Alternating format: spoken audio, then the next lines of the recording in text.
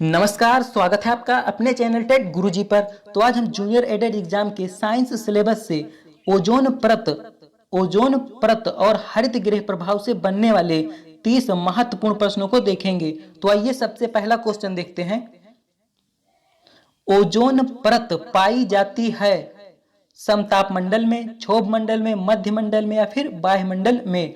तो ओजोन परत पाई जाती है, इसका राइट आंसर हो जाएगा ऑप्शन ए, समताप मंडल अर्थात स्ट्रेटोस्फीयर में। बढ़ते हैं अगले क्वेश्चन की ओर। विश्व ओजोन दिवस मनाया जाता है 16 अप्रैल, 16 सितंबर, 25 दिसंबर या फिर 16 अगस्त को। तो विश्व ओजोन दिवस मनाया जाता है, इसका राइट आंसर हो जाएगा ऑप्शन बी, 16 सितंबर को। बढ़ते हैं अगले क्वेश्चन की ओर। ओजोन छिद्र का कारण है ऑक्सीजन, मेथेन, एथिलीन या फिर क्लोरोफ्लोरोकार्बन। तो ओजोन छिद्र का कारण है, इसका राइट आंसर हो जाएगा ऑप्शन डी, क्लोरोफ्लोरोकार्बन। बढ़ते हैं अगले क्वेश्चन की ओर। वायुमंडल में उपस्थित ओजोन परत अवशोषित करती है अल्ट्रावायलेट किरणें, कॉस्मिक किरणें, इंफ्रारेड किरणें या फिर इनमें से कोई नहीं। तो वायुमंडल में उपस्थित ओजोन परत अवशोषित करती है, इसका राइट आंसर हो जाएगा ऑप्शन ए, अल्ट्रावायलेट किरणें, जिसे हम पराबैंगनी किरणें भी बोलते हैं। बढ़ते हैं अगले क्वेश्चन की ओर। ओजोन परत पृथ्वी से ऊंचाई पर है 50 किलोमीटर, 2000 किलोमीटर, 100 किलोमीटर या फिर 20 किलोमीटर। तो इसका राइट आंसर हो जाएगा ऑप्शन डी, 20 किलोमीटर। बढ़ते हैं अगले क्वेश्चन की ओर। वायुमंडल में ओजोन परत प्रदूषण उत्पन्न करती है, वर्षा करती है, ऑक्सीजन उत्पन्न करती है या फिर ऑप्शन डी कह रहा है पराबैंगनी किरणों से जीवन की रक्षा करती है। तो वायुमंडल में ओजोन परत का कार्य क्या है? पराबैंगनी किरणों से जीवन की रक्षा करना। बढ़ते हैं अगले क्वेश्चन की ओर। ओजोन छिद्र का निर्माण सर्वाधिक है अफ्रीका के ऊपर, अंटार्कटिका के ऊपर, यूरोप के ऊपर या फिर भारत के ऊपर। तो इसका राइट आंसर हो जाएगा ऑप्शन बी, अंटार्कटिका के ऊपर। बढ़ते हैं अगले क्वेश्चन की ओर। मॉन्ट्रियल प्रोटोकॉल किसके रक्षण से संबंधित है?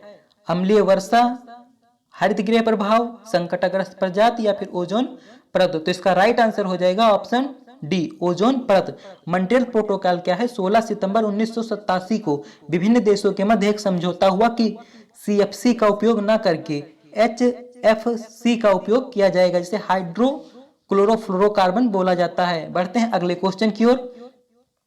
ओजोन O3 है प्राथमिक प्रदूषक, द्वितीयक प्रदूषक, ए और बी दोनों या फिर इनमें से कोई नहीं। तो इसका राइट आंसर हो जाएगा ऑप्शन बी, द्वितीयक प्रदूषक। बढ़ते हैं अगले क्वेश्चन की ओर। समताप मंडल में ओजोन के स्तर को प्राकृतिक रूप से विनियमित करता है। ऑप्शन ए कह रहा है क्लोरोफ्लोरोकार्बन, ऑप्शन बी कह रहा है जल वाष्प, ऑप्शन सी कह रहा है नाइट्रस ऑक्साइड, ऑप्शन डी कह रहा है नाइट्रोजन डाइऑक्साइड। तो इसका राइट आंसर हो जाएगा ऑप्शन डी, नाइट्रोजन डाइऑक्साइड। बढ़ते हैं अगले क्वेश्चन की ओर। ओजोन परत में छिद्र करने के लिए किस देश का अधिक योगदान रहा? रूस, जापान, अमेरिका या फिर जर्मनी। तो इसका राइट आंसर हो जाएगा ऑप्शन सी, अमेरिका। बढ़ते हैं अगले क्वेश्चन की ओर। ओजोन परत की मोटाई किससे मापी जाती है?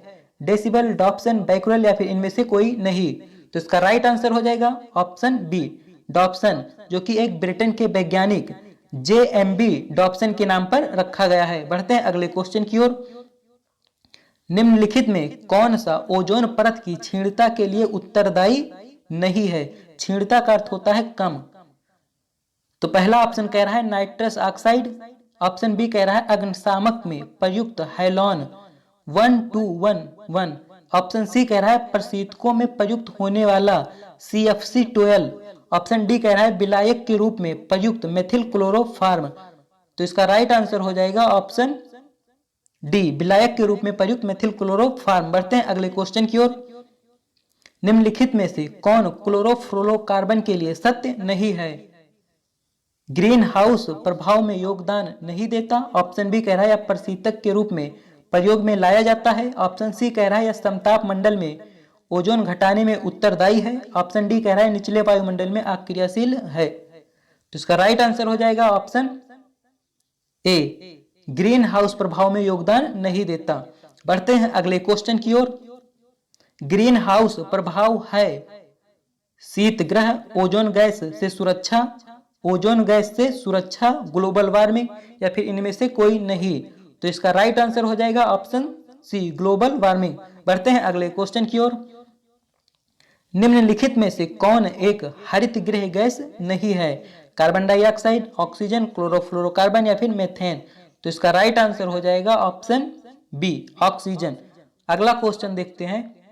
निम्नलिखित में से कौन सी गैस ग्रीन हाउस गैसों में शामिल नहीं है? कार्बन डाइऑक्साइड, हाइड्रोजन, मीथेन या फिर नाइट्रस ऑक्साइड। तो इसका राइट आंसर हो जाएगा ऑप्शन बी, हाइड्रोजन। बढ़ते हैं अगले क्वेश्चन की ओर। वैश्विक तापन के लिए सर्वाधिक उत्तरदायी गैस है? अमोनिया तथा ब्यूटेन, रेडॉन तथा नाइट्रोजन, ओजोन तथा हाइड्रोजन क्लोराइड या फिर कार्बन डाइऑक्साइड तथा मीथेन। तो इसका राइट आंसर हो जाएगा ऑप्शन डी, कार्बन डाइऑक्साइड तथा मीथेन। बढ़ते हैं अगले क्वेश्चन की ओर।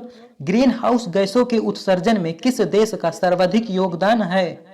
भारत, जापान, चीन या फिर अमेरिका। तो ग्रीन हाउस गैसों के उत्सर्जन में चीन का सबसे अधिक योगदान है, जबकि ओजोन परत में छिद्र के लिए अमेरिका जिम्मेदार है। बढ़ते हैं अगले क्वेश्चन के लिए। वर्तमान में ग्रीन हाउस प्रभाव को बढ़ाने वाली दूसरी सबसे बड़ी गैस है? Carbon dioxide, methane, nitrous oxide या फिर क्लोरोफ्लोरोकार्बन। तो इसका राइट आंसर हो जाएगा ऑप्शन बी, मीथेन। बढ़ते हैं अगले क्वेश्चन की ओर। विश्व की हरित गृह गैसों में भारत का अधिभाग है? 2%, 1%, 3% या फिर 5%। तो इसका राइट आंसर हो जाएगा ऑप्शन डी, 5%। बढ़ते हैं अगले क्वेश्चन की ओर। पर्यावरण में ग्रीन हाउस प्रभाव में वृद्धि होती है? कार्बन मोनोऑक्साइड के कारण, कार्बन डाइऑक्साइड के कारण, ऑक्सीजन के कारण या फिर ऑप्शन डी कह रहा है इनमें से कोई नहीं। तो पर्यावरण में ग्रीन हाउस प्रभाव में वृद्धि होती है, इसका राइट आंसर हो जाएगा ऑप्शन बी, कार्बन डाइऑक्साइड के कारण। बढ़ते हैं अगले क्वेश्चन की ओर। ग्रीन हाउस गैसों की संकल्पना की थी सीसी पार्क, जोसेफ फोरियर या फिर जेएन जेफर्स या फिर इनमें से कोई नहीं। तो इसका राइट आंसर हो जाएगा ऑप्शन बी, जोसेफ फोरियर ने। बढ़ते हैं अगले क्वेश्चन की ओर। कौन सी गैस धरती पर जीवन के लिए लाभदायक और हानिकारक दोनों है? कार्बन डाइऑक्साइड, नाइट्रोजन, ऑक्सीजन या फिर ओजोन। तो लाभदायक और हानिकारक दोनों है, तो इसका राइट आंसर हो जाएगा ऑप्शन ए, कार्बन डाइऑक्साइड। बढ़ते हैं अगले क्वेश्चन की ओर। निम्नलिखित में से कौन सी गैस ग्रीन हाउस गैस नहीं है? कार्बन डाइऑक्साइड, ओजोन, मीथेन या फिर प्रोपेन। तो इसका राइट आंसर हो जाएगा ऑप्शन डी, प्रोपेन। बढ़ते हैं अगले क्वेश्चन की ओर। वर्तमान में ग्रीन हाउस गैस की सांद्रता बहुत अधिक हो गई है, इसका कारण है तेल व कोयले के अधिक ज्वलन, वनों का कटान, रेफ्रिजरेटर का अधिक उपयोग या फिर उपरोक्त सभी। तो इसका राइट आंसर हो जाएगा डी, उपरोक्त सभी। अगला क्वेश्चन देखते हैं। प्राकृतिक रूप से पाई जाने वाली ग्रीन हाउस गैस जो सर्वाधिक ग्रीन हाउस उत्पन्न करती है? जल गैस, जल वाष्प, कार्बन डाइऑक्साइड या फिर भाप अंगार गैस। तो इसका राइट आंसर हो जाएगा ऑप्शन बी, जल वाष्प। बढ़ते हैं अगले क्वेश्चन की ओर।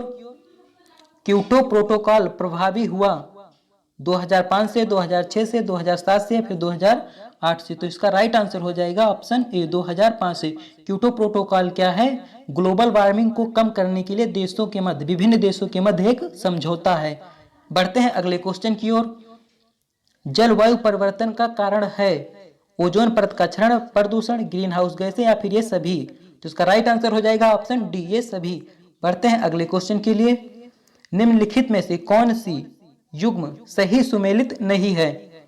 नाइट्रस ऑक्साइड, जलमग्न धान के खेत, carbon dioxide, thermal power station, sulphur dioxide, ईंट के भट्ठी, क्लोरोफ्लोरोकार्बन, ऑटोमोबाइल्स। तो इसका राइट आंसर हो जाएगा option D. Thanks for watching and don't forget to